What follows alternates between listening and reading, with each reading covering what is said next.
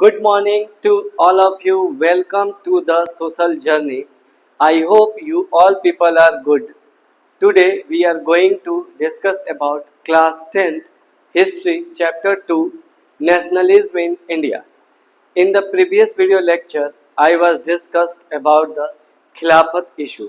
इसके previous video lecture में हमने idea of Satyagraha, Rowlatt act, खिलाफत इशू, ये सारे चीज़ हम क्या कर चुके हैं, डिस्कस कर चुके हैं. खिलाफत इशू में क्या था, बेसिकली सबको क्या करना था, एग्जूट करके हम नॉन कॉपरेशन मूवमेंट्स को लॉन्च करने वाले थे. ठीक है, इस वीडियो में हम क्या पढ़ेंगे, वाई नॉन कॉपरेशन मूवमेंट्स, क्यों ज़रूरत पड़ी नॉन कॉपरेशन को, नॉन कॉपरेशन क्या है और क्यों इसको हमने लॉन्च किया और कैसे ये नॉन कॉपरेशन जो है वो नॉन कॉपरेशन मूवमेंट्स में कन्वर्ट हुआ. ठीक है, चलिए इस वीडियो को हम क्या करते हैं, स्टार्ट करते हैं. देखिए, गांधी जी का एक फेमस बुक था. इन हिज फेमस बुक, उस बुक का नाम था क्या, हिंद स्वराज. और गांधी जी ने कब लिखी थी, 1909 में. Mahatma Gandhi declare that British rule was established in India with the cooperate of Indians. ठीक है, अगर महात्मा गांधी की बुक में 1909 में जो लिखा गया था, महात्मा गांधी ने इस बात को डिक्लेयर किया था कि अगर ब्रिटिश रूल इंडिया में है तो उसका एक कारण इंडियंस है, क्योंकि हम उसे क्या दे रहे हैं, मौका दे रहे हैं, तभी तो वो हमारे यहाँ क्या कर रहा है, रूल कर रहा है. एक्चुअली क्या होता है, अगर हम किसी की बात मानते जाते हैं तो वो हम पे क्या करता है, अपना रूल्स करता है. अगर उसकी बात को ना माने तो उसका क्या होगा, वो ऑटोमेटिक रूल्स कोलैप्स हो जाएगा, खत्म हो जाएगा. तो गांधी जी का बेसिकली यही कहना था. उसने बुक में यही बात लिखे थे कि Mahatma Gandhi declare that the British rule was established in the Indian with the cooperation of Indian. India क्या कर रहे हैं, उस रूल्स को कॉपरेट कर रहे हैं, इसीलिए वो हम पे क्या कर रहा है, रूल कर पा रहा है. ठीक है, and has survive only because of this cooperation. वो सर्वाइव इसीलिए कर रहा है क्योंकि हम उस पे क्या कर रहे हैं, कॉपरेट कर रहे हैं. ठीक है, यहाँ से एक क्वेश्चन ये बन सकता है कि गांधी जी के जो बुक थे हिंद स्वराज, वो उसका आइडिया क्या था. तो वो आइडिया यही था कि ब्रिटिश रूल हमारे पे तभी स्पेसिस्ट ये रूल्स कर पा रहे हैं क्योंकि हम उसे क्या कर रहे हैं, कॉपरेट कर रहे हैं. ठीक है, या फिर ऑब्जेक्टिव क्वेश्चन में आ सकता है कि Hind Swaraj was written by in which person, किसके द्वारा लिखा गया है, तो महात्मा गांधी के द्वारा. और ये कब लिखा गया है, तो 1909 में. इस तरह से ऑब्जेक्टिव क्वेश्चन आपके एग्जाम में आ सकते हैं. ठीक है, उसके बाद पढ़ते हैं, if Indian refuse the cooperate British rule in India. अगर हम उसके रूल्स को क्या करेंगे, रिफ्यूज करेंगे, हम उसकी बात को नहीं मानेंगे, उसके नियम कानून को नहीं मानेंगे, तो क्या हो जाएगा, would be collapse with in the year. मतलब उसकी रूल्स वो क्या हो जाएगा, ब्रिटिश रूल ऑटोमेटिक क्या हो जाएगा, कोलैप्स हो जाएगा. और उसके बाद स्वराज वुड कम, और हमारा क्या होगा, स्वराज जो होगा वो चला आएगा. स्वराज ऐसा व्यक्ति कोई नहीं है. स्वराज क्या है, मतलब हमारी पूरी देश कंट्री क्या हो जाएगी, इंडिपेंडेंट हो जाएगी, जो ब्रिटिश रूल पे हम क्या है, डिपेंडेंट है. आई होप कि यहाँ तक समझ में आपको आ चुका होगा कि महात्मा गांधी की बुक में क्या आइडिया था. अगर हम उसकी बात को क्या करेंगे, मतलब हम उसकी रूल्स रेगुलेशंस को नहीं मानेंगे तो ब्रिटिश रूल ऑटोमेटिक क्या हो जाएगा, कोलैप्स हो जाएगा. ऐसे आप समझिए कि अगर कोई इंसान आपको दबाता है तब तक दबाता है जब तक उसकी बात को मानते हैं. अगर उसकी बात को हम नहीं मानेंगे तो वो क्या हो जाएगा, ऑटोमेटिक उसकी बात को हम सुनेंगे ही नहीं तो क्या हो जाएगा, ऑटोमेटिक वो खत्म हो जाएगा, मतलब कोलैप्स हो जाएगा, वो आपको फिर दबाना छोड़ देगा. यहाँ तक बात समझ में आई कि वाई नॉन कॉपरेशन मूवमेंट्स क्या था. उसके बाद how could non cooperation become a movements. अब सवाल ये है कि नॉन कॉपरेशन जो था, मतलब वो नॉन कॉपरेशन मूवमेंट्स में कैसे चेंज हो गया, इसके बारे में अब डिस्कस करते हैं. ठीक है, Gandhi ji propose that the movement should be unfold this stages. मतलब हम एक सिस्टम, गांधी जी का कहना था कि हम ये जो स्टेजेस है नॉन कॉपरेशन का, इसको अनफोल्ड तरीके से हम क्या करेंगे, काम करेंगे. ये नहीं कि एक ही बार सारा नहीं, एक एक करके हम स्टेप टेकन लेंगे. यहाँ तक समझ में आई बात कि गांधी जी का जो प्रपोज था that movement should be unfold in this stages. जो भी ये स्टेजेस है वो वन बाय वन करके हम क्या करेंगे, काम करेंगे इस पर, मतलब एक ही बार में सारा काम नहीं करेंगे, नहीं तो फिर वो सत्याग्रह वाला मूवमेंट हो जाएगा, वायलेंस में कन्वर्ट हो जाता था। ठीक है, तो क्या कैसे कन्वर्ट हुआ उसके बारे में देखते हैं। तो उन्होंने ये जो मूवमेंट्स था इसमें वायलेंस की बात नहीं की थी, वायलेंस नहीं होना चाहिए था, ये भी नॉन वायलेंस मूवमेंट था, लेकिन इसमें भी क्या था ना, जैसे इंडियन कल्चर में क्या है, रिस्पेक्ट ज्यादा है। तो हम अगर कोई आपको कुछ अवार्ड देता है, मान लीजिए कि अगर कोई आपको कोई गिफ्ट दिया, अगर आपको पसंद नहीं आया, उसको पीसफुली हम क्या करते हैं, वापस करते हैं। तो ये क्या होता है, एक तरह से उसके मुंह पे तमाचा मारने के बराबर होता है। आपने तमाचा मारा नहीं, लेकिन इनडायरेक्टली उसे क्या कर दिया, एक तरह से उसकी बेइज्जती हो गई। ठीक है, तो होता क्या है यहाँ पे देखिए, it should begin with surrender of titles. जो भी टाइटल्स मिला था ब्रिटिश गवर्नमेंट के द्वारा, उसे हम क्या करते हैं, सरेंडर कर देते हैं। मतलब उसकी पीसफुली आपकी जो टाइटल्स, आपने जो हमें अवार्ड या दिया या टाइटल्स दिया है अच्छे कामों के लिए, तो वो हम क्या करेंगे, आपको वापस कर देंगे। And the date the government award and government award, मतलब जो गवर्नमेंट हमें क्या दिया है, अवार्ड दिया है, जो टाइटल्स दिया है, हम उसे रिस्पेक्टफुली क्या करेंगे, उसे दे देंगे। अब ऐसा नहीं कि ले जाकर के उसे मुंह पर फेंक देंगे, फेंकेंगे नहीं, इज्जत से कि आपने जो टाइटल्स दिया है वो अपना ले लीजिए। ठीक है, दूसरा काम क्या करेंगे, बॉयकट। बॉयकट मीन्स क्या होता है, किसी चीज को हम अब जैसे अपनाते तो उसको क्या करते हैं, हम यूज नहीं करेंगे, उसको रिफ्यूज कर देंगे, that is the boycott. Boycott is the civil services. मतलब क्या क्या बॉयकट करेंगे, तो सिविल सर्विसेज को बॉयकट कर देंगे, जो लोग काम करते थे सिविल सर्विसेज में। आर्मी को बॉयकट करेंगे, police, courts and legislative council, school, foreign goods. ये जितने भी ब्रिटिश के सामान हैं उस सारे चीज को हम क्या कर देंगे, बॉयकट कर देंगे, यानी बहिष्कार उसको कह दे तो, या फिर बहिष्कार भी कर सकते हैं, उसकी कोई चीजें को हम क्या करेंगे, यूज नहीं करेंगे।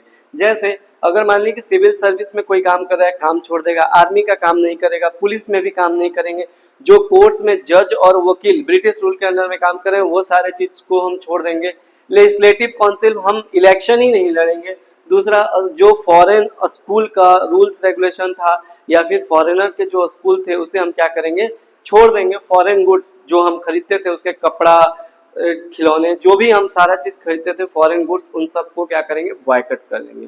तो ये था नॉन कॉपरेशन मूवमेंट्स। कैसे करेंगे, तो पीसफुली तरीके से, हम आपके चीज को ही यूज नहीं करेंगे, हम आपके रूल्स रेगुलेशन कोई भी नहीं मानेंगे। बात समझ में आ गई, हम आपके सारे सामान को क्या कर रहे हैं, वापस कर दे रहे हैं, और आप जो हमारे यहाँ सामान बेचते हैं, हम आपके सामान को खरीदेंगे ही नहीं, तो आप बेचेंगे कहाँ, ये चीज था। ठीक है, फिर उसके बाद क्या होता है कि इन केस अगर द गवर्नमेंट वाज रिप्रेशन, मतलब गवर्नमेंट अगर हमें दबाने की कोशिश कर रही है, या फिर ब्रिटिश हमें डराने धमकाने की, मतलब जबरदस्ती ये सामान आप खरीद लें या फिर इसे यूज करें, अगर वो इन सब चीजों का यूज करती है, तो गांधी जी का अगला प्लान क्या था, a full civil disobedience campaign would be launched. मतलब हम क्या करेंगे, अगर वो हमें परेशान करेगी तो एक तरह से फुल्ली सिविल डिसओबीडियंस कैंपेन हम क्या कर देंगे, लॉन्च कर देंगे। ठीक है, मतलब पूरी तरह से फुल तैयारी में गांधी जी ने ये काम स्टार्ट किया था। ठीक है, the summer of 1920 Mahatma Gandhi and Shaukat Ali tours extremely mobilising popular, क्योंकि देखिए उस समय क्या थे, शौकत अली और महात्मा गांधी दोनों क्या थे, popular support of this for this movements. मतलब पूरी तरह से इन्हें क्या मिला, सपोर्ट मिला, क्योंकि मुस्लिम और हिंदू दोनों एक साथ आ गए। जब एक साथ आ गए तो उनको सपोर्टेड क्या मिला, ज्यादा मिला, तभी ये नॉन कॉपरेशन मूवमेंट्स क्या हुआ, लॉन्च हो पाया। ठीक है, आई होप कि यहाँ तक समझ में आ चुका होगा। उसके बाद क्या होता है ना, कि हर जगह हर सिक्के की दो पहलू होती है। एक, कुछ लोग होते हैं जो बात मानेंगे, कुछ लोग होते हैं जो बात को नहीं मानते हैं, तो उन्हें भी हमें क्या करना होगा, मनाना होगा। तो गांधी जी और शौकत अली को क्या मिला, कुछ चैलेंजेस मिले। ठीक है, जैसे वो चैलेंजेस क्या था, कि they were related to the boycott council election schedule for the November 1920।